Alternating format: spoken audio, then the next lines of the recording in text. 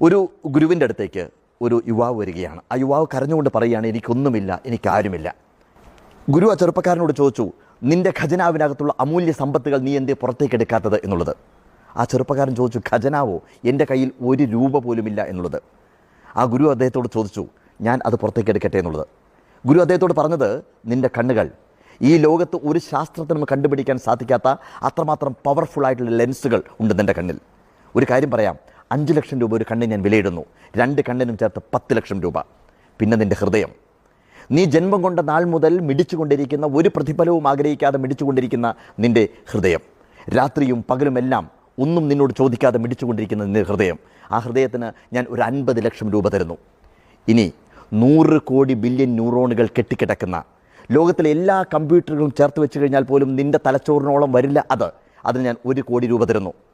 ഇത്രയും പറഞ്ഞ സമയത്ത് യുവാവ് ചാടി എണീറ്റിട്ട് പറഞ്ഞു, നിങ്ങൾ ഭ്രാന്ത് പറയുകയാണോ? ഗുരു പറഞ്ഞു, നീയാണ് ഭ്രാന്ത് പറയുന്നത്. നിന്നിലുള്ള അമൂല്യമായ സമ്പത്തുകളെ കണ്ടില്ലെന്ന് നടിച്ചുകൊണ്ട് ഒന്നുമില്ല, ആരുമില്ല എന്ന് പറഞ്ഞുകൊണ്ടിരിക്കുന്ന നിൻ്റെ തെറ്റ്. ഗുരു ആ യുവാവിനോട് ശാന്തമായി പറഞ്ഞു, ഇന്ന് നീ സുഖമായിട്ട് കിടന്നുറങ്ങ്. നാളെ സൂര്യൻ ഉദിക്കുന്ന സമയത്ത് ഒരു പുതിയ പ്രകാശമായി ഉണർന്നെണീക്ക്. നീ ഒരു കാര്യം മനസ്സിലാക്കേണ്ടത്, നമ്മൾ ഉണ്ടാക്കുന്നത് പോലെയാണ് നമ്മുടെ ജീവൻ ഉണ്ടാവുന്നത്. നമ്മുടെ ജീവനെ 2 രീതിയിൽ നമുക്ക് മാറ്റിയെടുക്കാം. ഒന്നുകിൽ അമൃതാക്കി മാറ്റാം, അല്ലെങ്കിൽ മൃത്യുവാക്കി മാറ്റാം.